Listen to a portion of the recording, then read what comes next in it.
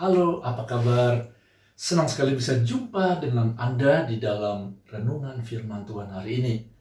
Saya ingin membagikan satu tema yang berjudul Melakukan Kehendak Allah. Tahukah Anda bahwa banyak orang yang diberikan Tuhan talenta, karunia, melakukan hal-hal positif, bahkan mungkin melakukan mujizat, tapi belum tentu melakukan kehendak Allah. Nah, ini satu hal yang menarik. Mari kita bahas dari Matius pasal 7. Saya bacakan ayat 21 sampai 23. Tema perikopnya adalah hal pengajaran yang sesat. Saya baca dari ayat 21. Bukan setiap orang yang berseru kepadaku, Tuhan, Tuhan akan masuk ke dalam kerajaan surga, melainkan dia yang melakukan kehendak Bapa-Ku yang di surga. Pada hari terakhir banyak orang akan berseru kepadaku, Tuhan, Tuhan, bukankah kami bernubuat demi nama-Mu dan mengusir setan demi nama-Mu dan mengadakan banyak mujizat demi nama-Mu juga? Perhatikan ayat 23. Pada waktu itulah aku akan berterus terang kepada mereka dan berkata, aku tidak pernah mengenal kamu. Enyahlah daripadaku, kamu sekalian pembuat kejahatan. Wow, mungkin Anda terkejut ya. Saya juga waktu merenungkan ayat ini beberapa kali sangat terkejut. Kenapa? Karena orang yang melakukan banyak hal-hal yang supranatural, misalnya bernubuat demi nama Tuhan, itu sesuatu hal yang jarang orang bisa mengucapkan kata-kata profetik atau nubuatan sesuatu yang belum terjadi dengan akurat dan memakai nama Yesus. Kemudian apalagi? Melakukan mujizat. Misalnya orang sakit lumpuh didoakan dalam nama Yesus, sembuh pakai nama Yesus. Apalagi? Mengusir setan. Ya, banyak orang yang terikat dengan kuasa kegelapan dan mereka sangat menderita. Tetapi ada orang yang dipakai Tuhan dengan karunia-karunia dan melepaskan orang itu dari ikatan kuasa gelap demi nama Yesus. Tetapi yang sangat mengejutkan ayat adalah di ayat 23 dan tadi dikatakan, enyahlah kamu, hai orang-orang yang berbuat jahat. Wow. Sekarang timbul pertanyaan saudara, kenapa Tuhan sampai menyebutkan orang-orang yang melakukan hal-hal yang supranatural tadi? Nubuatan, melepaskan orang dari kerasukan setan, mengusir roh jahat, dan melakukan mujizat kesembuhan. Kenapa? Nah, ini ayatnya di dalam ayat 21. Mari kita perhatikan baik-baik. Ayat 21. Bukan setiap orang yang berseru kepadaku, Tuhan, Tuhan. Jadi bukan orang itu melakukan demi nama siapa? Nama orang atau nama siapa? Atau nama Tuhan Yesus. Dan pakai nama Tuhan Yesus. Bukan itu kuncinya. Akan masuk ke dalam kerajaan surga, melainkan dia yang melakukan kehendak Bapa-Ku yang di surga. Saudara, garis bawahi kata-kata ternyata Tuhan menilai seseorang, pelayanan seseorang, bukan dari pakai nama Tuhan, bukan karunia-karunia yang hebat dikagumi, melakukan mujizat, bukan itu. Tetapi pertanyaannya, apakah orang itu, saudara dan saya, melakukan sesuatu itu sesuai dengan kehendak Tuhan, melakukan kehendak Tuhan atau ambisi pribadi, atau keinginan pribadi, atau untuk keuntungan pribadi. Nah, ini kuncinya.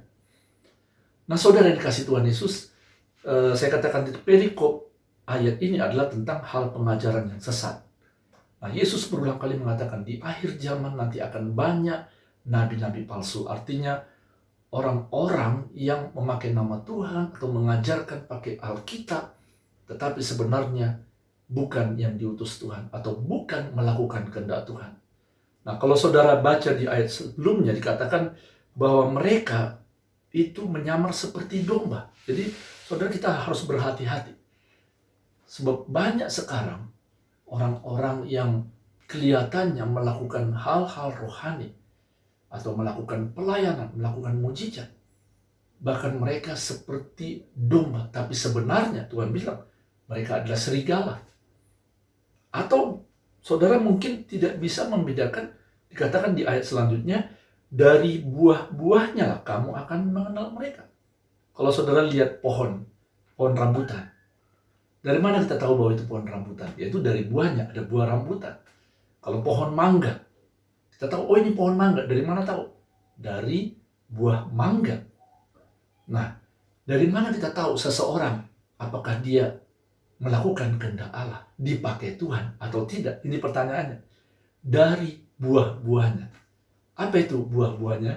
Yaitu berbicara tentang karakter, berbicara tentang kepribadian, integritas.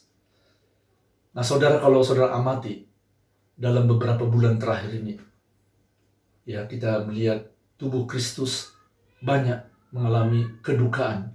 Kenapa? Kalau saudara bisa melihat di YouTube di mana berita-berita disampaikan bagaimana banyak orang-orang yang luar biasa, ahli-ahli Alkitab, yang mengajar kelas dunia, tetapi mereka jatuh di dalam perzinahan. Ada lagi worship leader yang mempunyai jemaat puluhan ribu, bahkan ratusan ribu. Ada di Amerika, di Australia. Jatuh juga dalam perselingkuhan. Ada nabi yang terkenal di Nigeria, Afrika. Tapi mereka melakukan penipuan. Dikatakan di situ ada video yang ditunjukkan bahwa dia membangkitkan orang mati, tapi sebenarnya itu rekayasa. Nah, ini satu hal yang menyedihkan. Karena apa? Penipuan. Dari buah-buahnya kita bisa mengenal apakah orang itu melakukan kehendak Allah atau bukan. Nah, apa itu buah-buah? Tadi saya sudah katakan tentang karakter.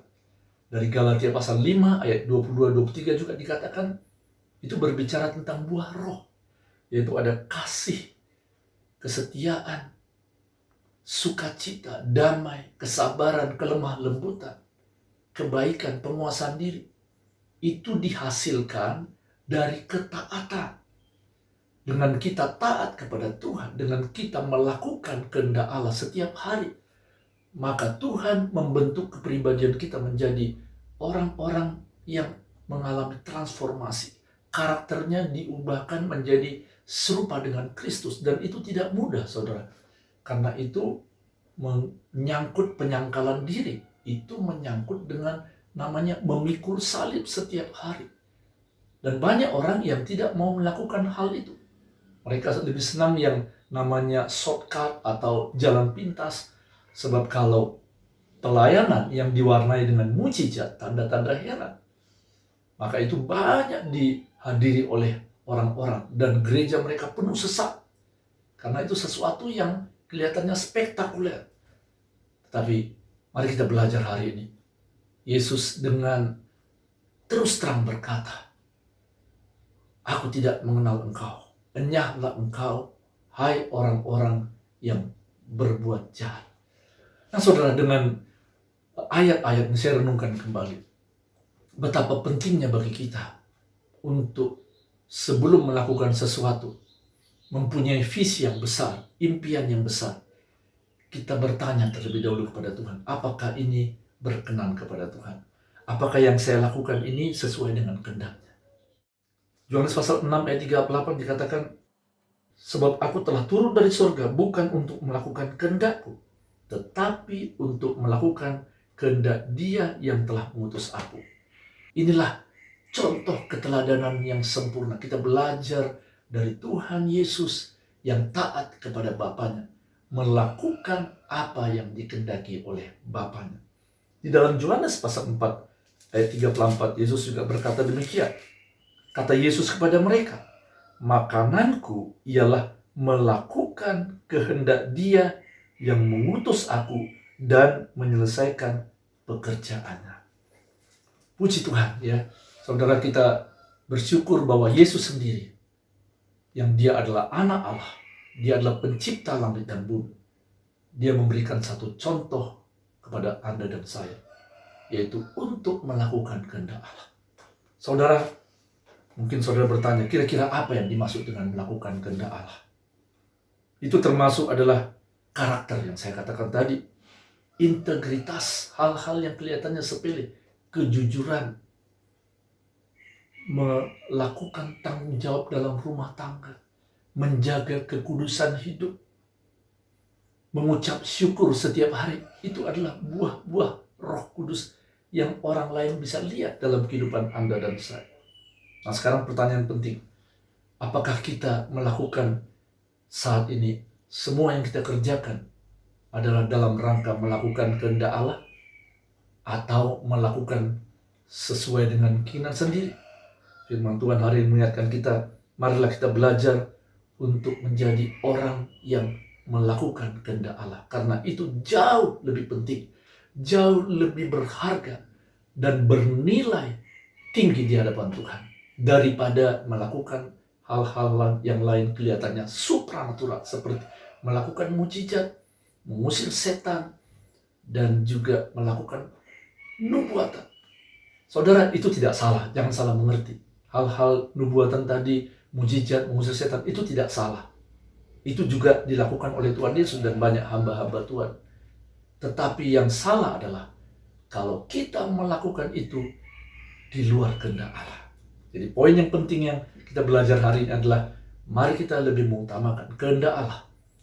Kita bertanya sama Tuhan, apakah yang kulakukan ini sesuai dengan kehendak Allah?